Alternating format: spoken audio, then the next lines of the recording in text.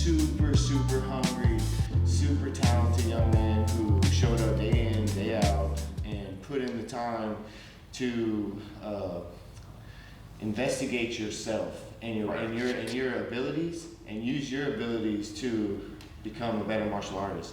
And you also sought out, the professional help that it takes to get to the level that you're at. And man, it's very admirable to see that at such a young age. Yeah, I mean, I think you came around, I was about 16 at the time. Yeah.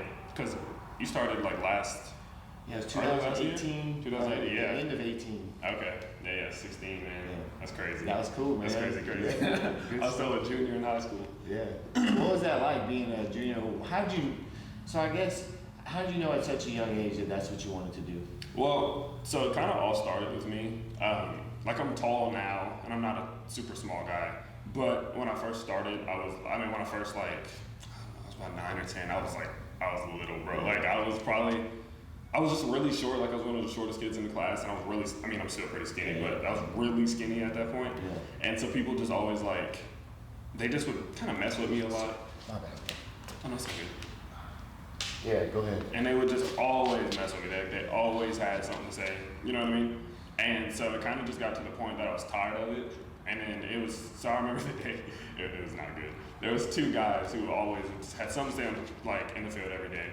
And I said something back and I got beat up for it. And I think I was in third grade, they were 6th or 7th grade or something like that. They beat the mess out of me, really. And then I went home and showed my mom. I was proud of myself, personally, but she didn't like it. You're speaking up. Yeah, exactly. Sure. And then so she brought me to the local gym, because I used to live in Morgan City. Okay. And she brought me over there. And I started training. It was more just to build my confidence back and grow, you know what I mean? Yeah. And be able to defend myself. And how old were you? I was 9. 9, okay. And she, as time went on, I started to okay, wait. I'm starting to kind of like this. I'm starting to get the hang of it. And then next thing you know, 4 years go by, and I'm still in it.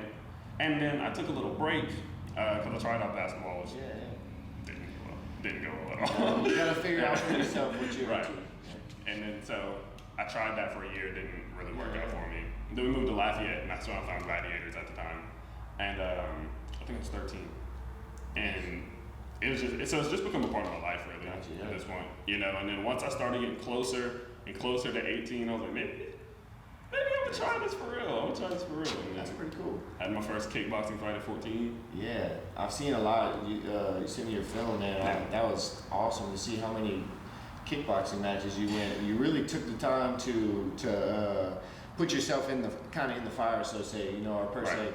You really challenge yourself, and if you really wanted to compete, you had to go and find the competition at the level that you're at, and you went and sought it out and didn't shy away from what it takes to actually, feel what it's like to be in a fight. Yeah, no doubt. That's pretty cool. And it was a lot of those fights, they were just smokers there's no winner. Right. Y'all, if y'all want to fight, really, come fight. There's not going to be a winner, so you're not chasing... you're not worried about a record or anything. You're just literally trying to get better. Right. And so we were doing those once a month, once every 2 months, and it was... That's awesome. It was rough going to school, black eyes, and all type of stuff like that. People ask me, what happened? Oh, just, stuff happens. Because I used to try to hide it. Sure. Hide the fighting stuff, man. Yeah.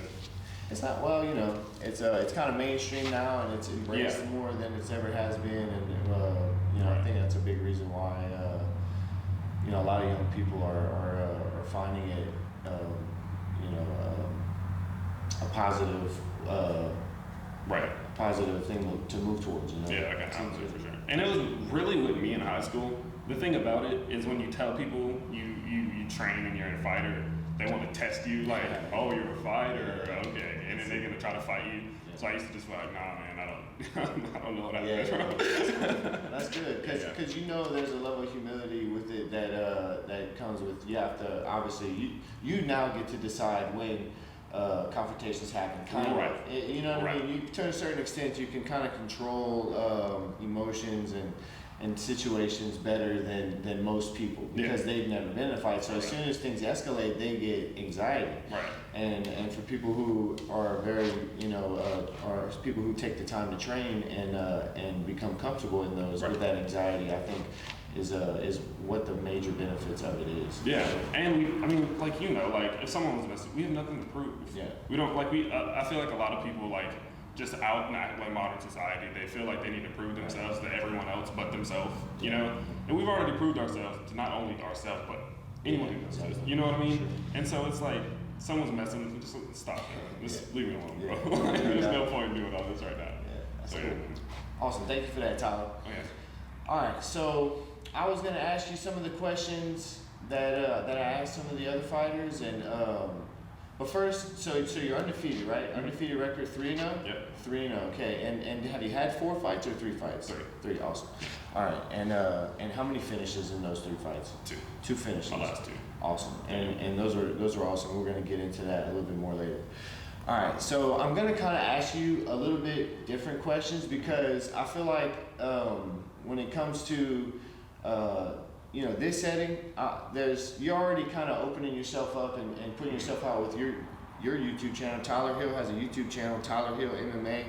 Like, subscribe, and share. He's got really good stuff. He talks about things like what it's like to get in a fight, if it's scary. He talks about what he's been doing over this quarantine. He talks about his weight cuts. He talks about a lot of things that people who are interested in MMA need to check out as a young fighter, because he really goes into in depth about what it's actually like to do it with Tyler does. So it's pretty cool to watch that from another fighter's perspective who's also trying to build a YouTube channel. Right. I see what you're doing, and it's awesome. And I appreciate that. Props off to you, because it's a lot of work, Yeah. Oh yeah. Yeah. No doubt. So I see where you're coming, and I like that. And if there's anything that I can do to help you with your channel, if there's any, and obviously that's why you're here. You're here to help me out. You're here to help yourself out, and I'm grateful for you to come to that. And it's like whenever we're doing these channels and we're kind of expressing ourselves, because the thing about it, and I've always said this, is that most fight fans, they only get to see you in the cage fighting, and they don't understand that that's 20% of the entire process. We have all the stuff leading up to it, and it's hectic getting into that cage. I'd say getting in the cage is less than 20% of the fight. Yeah. It's just the end, and that's the fun part. Right. Like people see us getting punched in the face, and they're like, "Oh man, this is so scary." Like, dude, we're having fun. Yeah. You should have seen me trying to cut 10 pounds last night. No. And so that's what I just try to express to like everyone, and try to bring in new people to kind of make them understand, like, we're not just people who just go in there to try to hurt other people for fun. No. It's a sport, and it's also like it's a form of expression. It's an art. Yeah. You know what I mean? And so I try to a lot of fighters are scared to talk about the weight cut and scared to talk about all these things where they're like, oh, I don't want my competition to know too much about me. I'm like, you can know whatever you want. You're going to know anyway. Yeah. I mean, one day you're going to find out everything you need to know. So, yeah, man, this is the type of setting, even what you've been doing and kind of getting everyone, to open up and talk about certain things. It's awesome. It's really awesome. Yeah. I appreciate that. That's kind of the goal behind it. It's because of guys like you that this show's actually a thing. I appreciate it. Thank you. All right, so on to a little bit lighter note. What I'm gonna ask you is, what's your favorite fruit? My favorite fruit.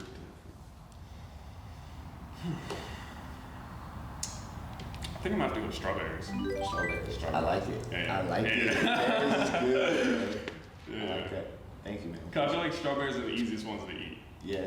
I remember AJ said grapes, and I was like, that's a good one. But I'm like, man, I just feel like grapes don't give me that feeling. I feel it. Yeah, for sure. I had some grapes last night, and I was thinking of AJ.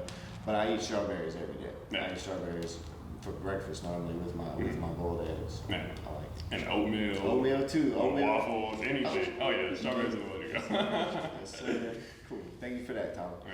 All right. So outside of the cage, outside of the YouTube, is there anything that you would be interested in? So I know I've seen you also had your channel talking about stock market. Yep. So I guess that was my next question was kind of like, what is something that you do outside of fighting that you either want to do to make money someday, or that you're doing to make money, like maybe holding pads for people or doing stock market or coaching or whatever?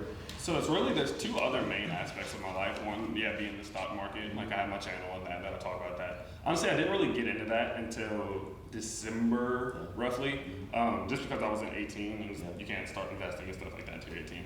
But actually the biggest one, and one thing not many people know, I haven't really talked about on my channel, so this is kind of something new to anyone who doesn't know me personally, is that I'm in design school at UL. I'm an architecture major there. Awesome. And so I've been doing art my whole life, and that was actually when I was in high school, that was the main way I was paying for my Gladiators membership and stuff, because I used to do paintings with spray paint. Okay. Like spray it, use napkins and stuff like that, and I was making planets and stuff like that. And I was making paintings about that big, selling them for like $40-$50, and I would do like 4 or 5 a week. Man, that's cool. Just pay for my Gladiator That's with hustle. my mom. That's how you hustle right there. Yeah, because my mom, man, like my mom always was the one who was like helping me pay my membership and doing stuff like that. So it was nice to have some other form of paying to help out any way I could, pay some of my insurance, stuff like that. You know, so yeah. So art's a big one, man. That's actually, I don't know, I just never really have talked about it. I guess just the opportunities never come up. But dude, I could go all day. I actually just finished my first semester of college, and that was stressful, bro. Congratulations. Thank you. It's not easy. No, it's not. Not at all. Not Congrats, at all. bro. Yeah. Good. Art, man, that's something I didn't know about Tyler Hill. That's cool.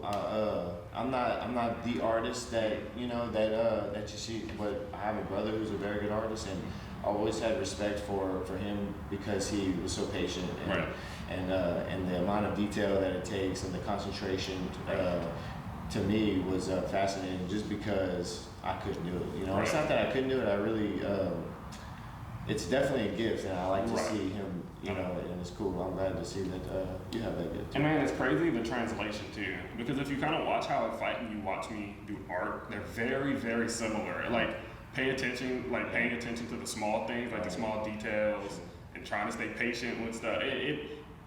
I always say that fighting is an art form. And then when you compare it to actual like doing art, you can see the similarities. It's crazy. It's truly translatable. Wow. It's crazy. Yeah. Good insight. Thank you for that. No problem. Awesome. All right. So now we talked a little bit about some crazy fights. What's the wildest fight that you've ever been in obviously your amateur career? I'm trying to think, because I had all those kickboxing fights too, and I had some wild ones in that. Honestly, probably my first MMA fight. First MMA fight. Yeah, that's what I would say for sure.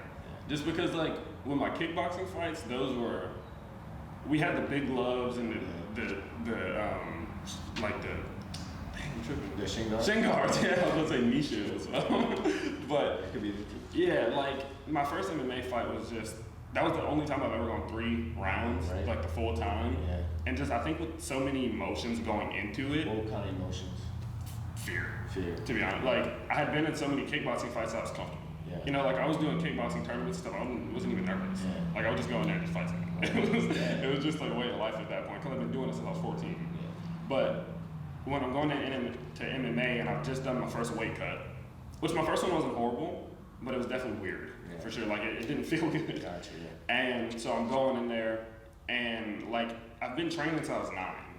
But you can agree, you never know if you belong in a cage until you're in the cage. And I didn't know. I'm like, I've been building all this up to fight in MMA, but what if I get in there and realize this isn't for me? And I'm like, what if the last 9 years have been for nothing, kind of, and that fear was bigger than the what if I get punched in the face. I was used to that at that point. Well, training with AJ, CJ, all this don't matter. But whenever you're going in there and you're like, it was a feeling of almost all or nothing. And having that on top of the fact that a guy wanted to beat me up,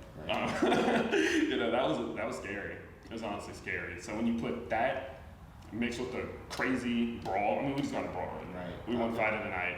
That's some highlights. And There's 3 rounds. I know you landed that nice front kick to the teeth, right? Yeah, that was sweet. Yeah. He was still standing. I was like, what? Come on. I thought that was supposed to knock you out. Yeah. And isn't that weird did you ever envision before you started doing MMA of that touch of death? Like all I gotta do is hit you right there and the lights are out. Is it interesting to see like just how much actually you know what I mean? Sometimes you may land some shots and you're like, whoa, that should hurt him, and it doesn't. Or sometimes, you know what I mean? Or it's just man. Is it what you expected or not? I definitely thought it was gonna be a little bit easier to put people to sleep. I definitely thought, because in my first fight, there was one point in the 3rd round, it was the very first punch I landed in my first MMA fight. Dude, like I'm talking, I full blown, like I loaded up and boom, right in the face. And he just like, oof, and just went straight back at me. Like, what? Like, what does it take? And then, but in my last fight, like that barrage of punches I started putting on the guy, like none of them were as hard as I could. Yeah. But they definitely had some pop to They him. were And well then, placed, too. yeah, and then he pop, and You he wanna- hit the ground. Want to check it out? Yeah. Let's do it. All right, so let's watch that whole round, brother. All right, so I got here Tyler Hill versus Robert Link at the Fillmore in January the 25th. All right, so I've been running it with really low volume. I feel like, So right here, I was like, he's coming heavy. He always does. You know, he always comes out aggressive. And this was my oh shit moment. Right here. yeah. nice. You seem like you collected the neck though. Yeah. For the most part, yeah. Or you got your hand on your belly button. I was really just more trying to control him. I knew he's gonna be very strong. But one thing you see right here is after I pull up this triangle, got the triangle. Damn. headbutt right to the face. And I'm like, bro, I'm like, all right, come on now. Because he had his hand in my glove. Yeah. And then he headbutted me. And I'm like, all right, man. All right, we gotta stop doing Go for a that. sweep here. But he's man, he was just super strong, and I had a teammate who fought him, and my teammate was like, he's really strong, just let him wear himself out. And I was like, okay. And so I'm sitting here, this triangle was tight, but I didn't have a shoulder in. Okay. And so I was like, I'm not gonna get this one, but I definitely want him to try to force his way out a lot, and that's what he kept trying to do. He kept trying to yank, and I was like, every time you do that, you're gonna get a little bit more tired, man. And that right there is whenever I hurt my knee, and I was like, uh-oh. Like, that wasn't good. Definitely hung on well. And you have a nice position here. And that was it. That was just done by me. I tried to stand up right on top of him. Are you working with some guys that hit kicks with your strength and conditioning? Yeah. I've been definitely growing, getting a lot bigger. Just because, dude, I used to walk around at like 142, but I was 6 feet, 2 inches tall. Now, man, I walk around like 156, 157, which is nice. That's perfect. Like I definitely needed that for this fight because this dude was very, very strong. Yeah. No doubt. What were you thinking right here? Were you worried he was in side control, or you stayed, you got your foot on the fence? Yeah, not really, man. To be honest, I knew that. I felt like technique-wise, I had him beat, Right. and so I knew I just needed to look for my opportunities. Yeah. I've been in a lot of hectic moments throughout my kickboxing and MMA fights, so I've kind of learned to just keep it cool. You know, right here, I felt the guillotine, and I was like, I think I'm gonna get this. And I was like, and you'll see it's really tight at one point. Right here, it's really, really tight, and I was like, I got Elbow this. down. And I started cranking. Yeah. But he did such a good job of like just breaking grips, and I was like, ugh. Hand fight. And so right here, I can feel him getting tired, and I'm like, okay, and this is my chance. Now I'm like, all right, now I need to get up. Nice. And then I seen the look on his face, like, man, I'm tired. Yes. And I just overwhelmed him before he could get his thoughts. Beautiful. Finish. Good job, my friend. Oh, yeah. That's awesome. I was there for that fight. It was cool to see you get that victory. See, what I see here, man, is a ton of confidence and well deserved, Tyler. Don't get me wrong. And it just and I believe that you approach your career with like it's a business, you know. So you Right. kind of I'm happy for you. It's good to see you doing well, and it's it's always fun to see our guys from Louisiana do well. Yeah, absolutely. Especially from Lafayette, and especially a guy that I've trained with a little bit. Right. That was Right. that was good, man. Oh, yeah. It was early. I think the thing about me is when I was a kid, I wasn't confident. When I tried to play basketball, I didn't do good because I wasn't confident. Whenever I was in school, I never really excelled until maybe high school because I wasn't confident. Right. And so something I realized is that all these guys who I aspire to be are not confident as in cocky, but confident in themselves.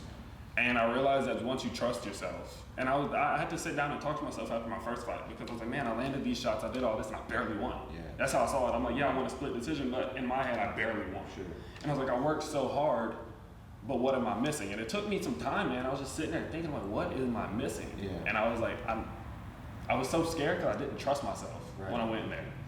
And then I was like, and now this is literal, like a self-conference, like, you ever just sit down and really talk to yourself for real? Time, yeah. And I was just talking, man, and I'm like, you need, like, I've been working over half of my life for this. I'm only 18. I've been in this for 10 years. Right. Why don't I trust myself? And then next thing you know, they announced my next fight. It's going to be at Cajun versus Cowboys. Yeah. in Texas, and I'm fighting a guy who's ranked number 3 in Oklahoma and number 3 in Texas, in my second fight. Wow. But I figured out how to, like, when I'm confident and I trust my abilities, my anxiety's a lot better. Yeah. I'm not as anxious, I don't get as nervous. That's good. And then next thing you know, I go out there, one of the best guys in the South, and you finished 2 minutes that's or awesome. so. And that's the difference, because once you fully have confidence and faith in your abilities, you have no reason to doubt yourself. No doubt is a clearer mind. A clearer mind, you perform better. For sure. You know, and that's what I was lacking in that first fight, for sure. That's awesome. Good insight. Thank you. All right. Thank you for that. We're going to go on to the next question. All right. Besides putting people to sleep, what's your favorite part about head kicks? Ooh. Honestly, probably just the community, for sure. I feel like because the thing about it is Aaron was my very first coach, so, no, you weren't there. So whenever I first started at Head Kicks, or at Gladiators, Aaron was the head coach there, and or one of the coaches for Muay Thai and stuff.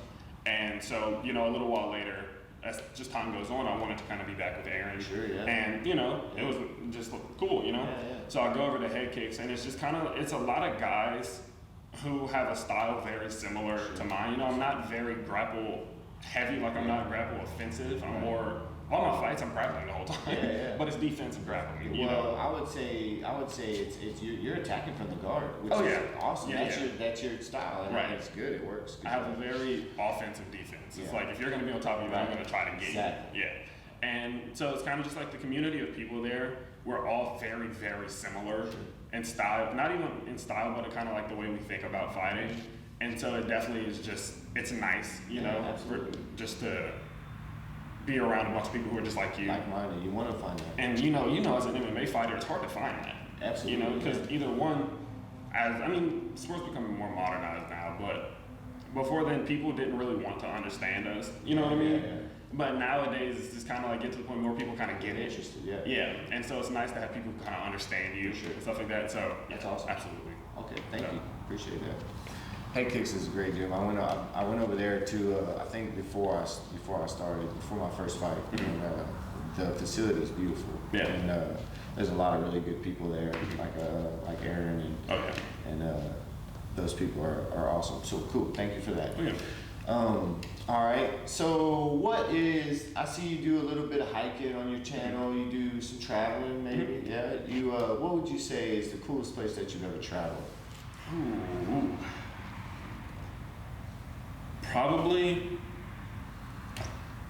the Dominican Republic. Nice. For sure. Yeah. Or Honduras. It's Dominican Republic or Honduras. It's one of the two. That's I awesome. can't pick, man. Cool.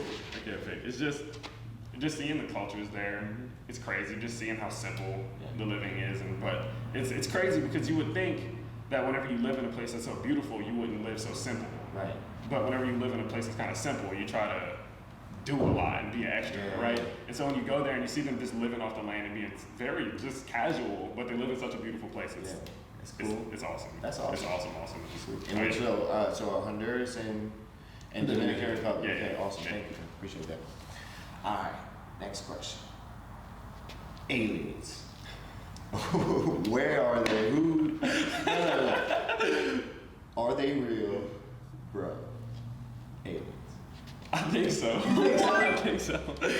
The reason I say that is just, man, I feel like there's just so much out there. I feel like it's such a big universe. I'm like, there gotta be something somewhere. There gotta be something somewhere. Yeah, Do I think we'll ever find them? I don't know. I don't know if we want to. Because we see how crazy we all freak out when stuff happens. So I'm like, we should just leave them alone. Yeah. You know, we humans have a very strong tendency to instigate fights. Right. So I'm like, maybe we should just maybe not. We should stay out of the whole alien. Yeah, but I think so. They probably here. Yeah. Cool, man. Thanks for that. All right. Am I an alien? No, I'm joking. All right. Outside of the cage, what's all right? Spiritually, mentally, physically, what's something that Tyler Hill can't go without outside of the cage? You have to have it for you to be you. It's something that you can't go without to benefit those three things.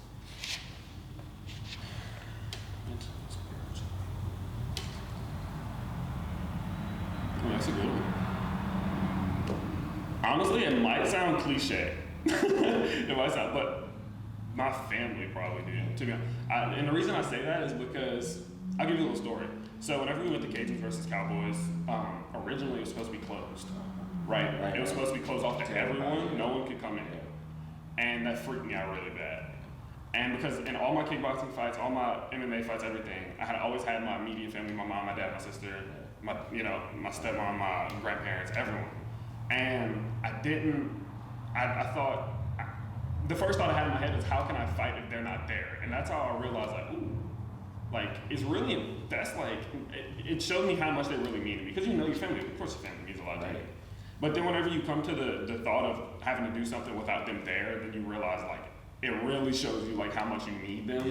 And so definitely, like, if I didn't have my family, especially like my mom and my sister and my dad, and like them motivating me, because of course, you know, we have days where like I'm not going to the gym. I don't feel like it. Absolutely. My mom will come around and like, get your ass up. Go to the gym. I don't know what you're doing. That's cool. And so definitely having my family around me, you know, I don't like whenever I want to make a run for the UFC. Yeah, absolutely. And when I go to the UFC, I'm not leaving.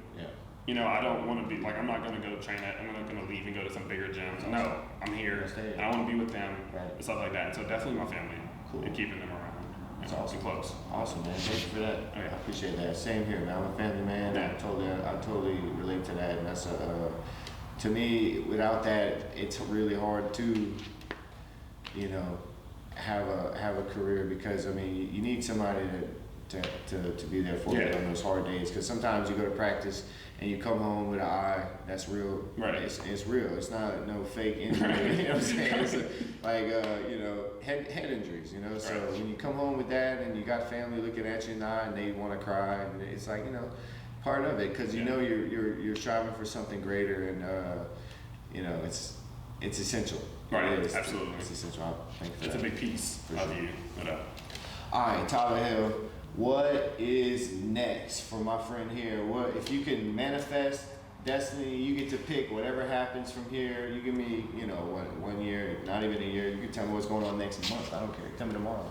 Next for me is definitely Let's see. When this is all over, when you know we can all go back to fighting and doing that, I'm definitely looking for a title shot somewhere. Nice. You know, I feel like every fight I've been fighting someone better and better and better. And I feel like what's nice for me is one of the best. Amateur. You know, I'm an amateur. I'm not like, look, I've already been doing this for a while. You know, training for 10 years now. I'm not gonna say I feel it already, but I definitely do feel it a little. And I don't want to just waste time. Sure. You know, so I definitely want to start fighting the best amateurs that I can. I don't want to put myself through a training camp, because dude, when I get ready for fights, I get ready like I'm fighting for the UFC championship, and I stay dedicated to it.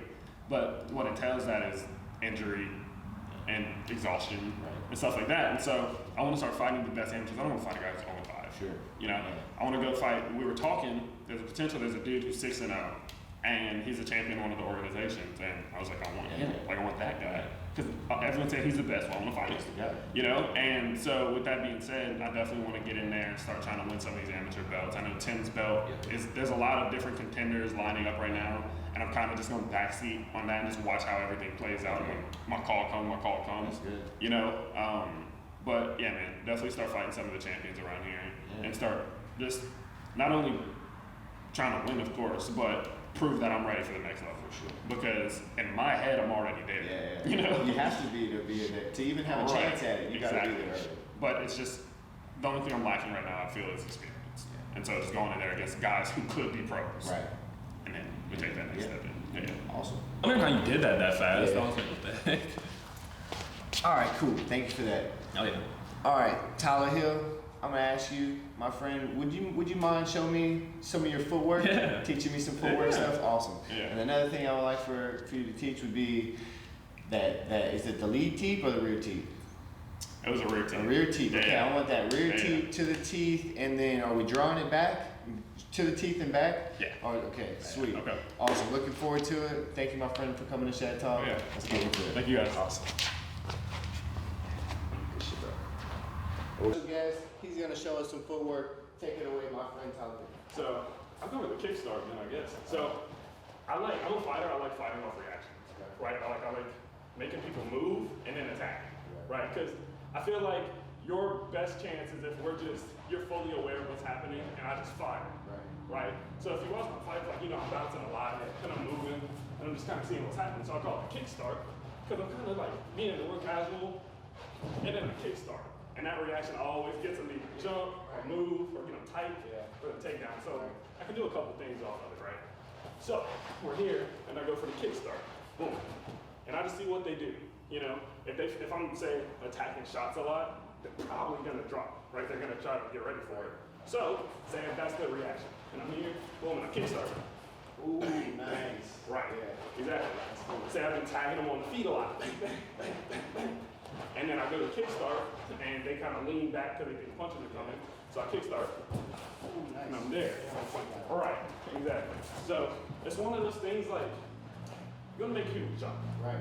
Especially as a guy, like I'm not the biggest, so my knockouts aren't gonna come from just a one shot, boom. They're gonna come from me slowly adding more. Right. So I like making people jump or react. Right. So it just depends. So I can be moving with a guy. And I can go from southpaw too. So I'm here, boom, boom, move, just. And then I can move off.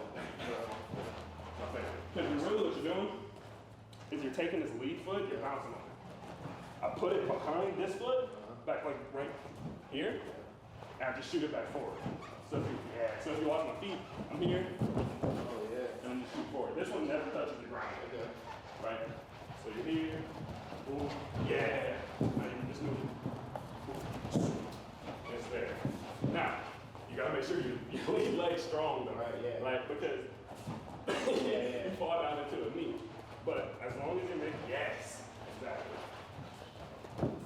Here you're moving, You see how I'm like jumping? That'll really get some of the foot. Exactly. And so now, if I've been tagging, I'm talking bang, bang, bang, bang, bang, and I'm making them really jumpy, and I kickstart right to the knee. Because they want Exactly.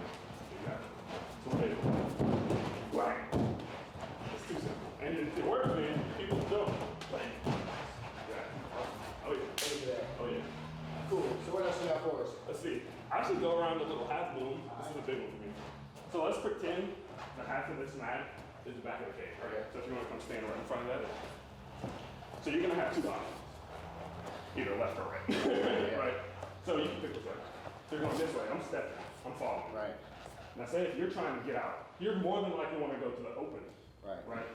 Call it a half moon, because as you can see on this circle, it's a half moon, right? So what I'm doing with my feet is, if I try to chase you, go that way. If I try to chase you, you're gonna beat me, right?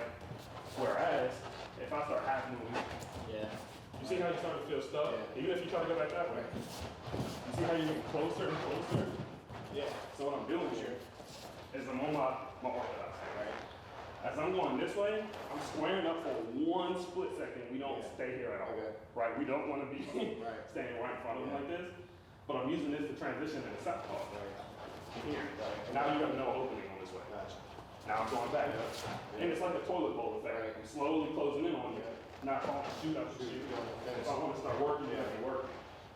So I'm here, and I'm going, boom, you try to go that way. You see how you're stuck? It's super effective, whereas, if I'm trying to just chase you, you go that way. There's no. Here, I'm stuck. So, if you want to try to work it, so you start your stance, right? I try to go this way. Yep, exactly. You feel how you're in control there? Now try to follow it. Come here, try to follow it. See how easy it is to slide out? And I'll go back to the half. See? And even, we're here. I try to go back this way. Half one back. There's nowhere else. Especially as a wrestler, there's nowhere to go. That's my biggest, like especially if you're in a ring and it's a square, they can't just slide out. So making that switch stance, you get in, you can make switch stance. Hooks.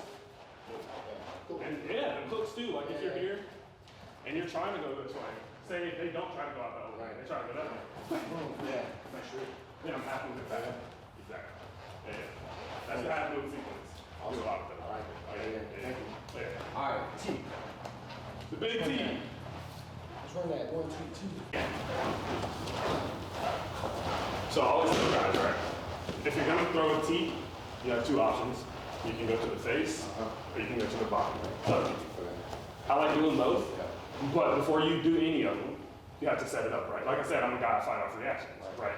So, to open fights a lot, you'll see me just go bang, and I push it, just to let them know I'm gonna do it, right? Then next, this is where the trick, this is the magic. I'm giving y'all a little secret here, this is the magic. I'm feinting that, but I'm not doing the typical thing. I'm putting it in my hip, right? Yeah.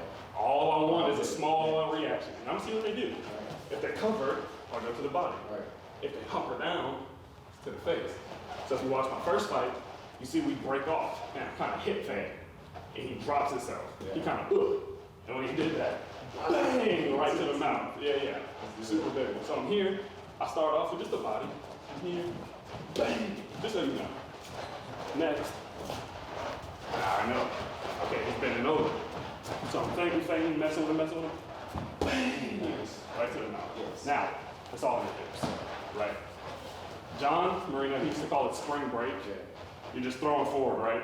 Back straight, like this, kind of like if you were doing a squat, you keep your back straight, right? You're leaning back, and you're putting the torque straight into your leg. It's like a slingshot.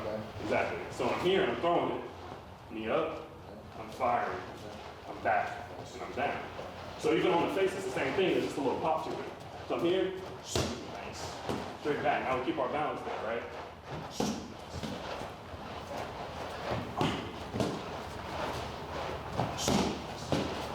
Now think. See what he's doing. So he's covering his face now, he's working. And I throw that feint, I see it. Right to the body. Now he don't know where it's going, right? So now, if we want to get real spicy, right, he thinks that keeps coming. And I will just, exactly. But now I push the mark. So if you hold that out there, now I push the mark there. Because it's the same chamber, but I'm throwing it over here. And then that's where it starts getting back. Bang. Yes. Exactly. Awesome. Yeah. You want to hold one? Yeah.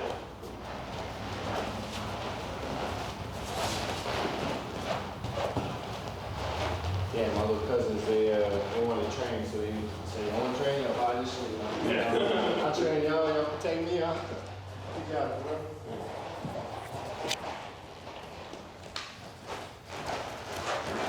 So, we're starting with simple. We're going with that straight body. Okay. Yes. Again. We want to fight. We don't want to start making them nervous. Again. Oh, anyway. You see him start to hunch over, starting to do damage. Now we're just fainting. Throw that hit. Bang. Exactly. Now I'm like, okay, where's it coming? So you throw it again. Bang. I'm like, okay. Now I know. Okay. My body's worried. Say he's worried about his body, so it's hungry. Now we're coming up top. Right? Yes. Exactly. Now, he's worried. You see him start to flinch on that. You throw that feint. Boom. And he's covering his face. Well, what does that mean? One. Yes. Exactly. He has no way out. Yes. Then we go back to the basics. We're throwing that feint. See what he's doing. He's sliding back. Well, the body's not going to get open. Right? I have one question mark. Hey. Oh, yeah. Oh, yeah. Bang. Perfect. One more time. Yes. And that's the sequence. Okay? So you're starting off with that feint. What am I doing? Throw that feint. That's on top. Bang. Yeah. Now I know it's coming up top. How we go to the bottom. Bang. Oh, yeah. Again. Bang. Yes. Now I know it keeps coming. Question mark. Exactly. Nice. That's the sequence. Hey, Tyler. That's awesome, man. That's my little fun time right there. Let's do some. Fight!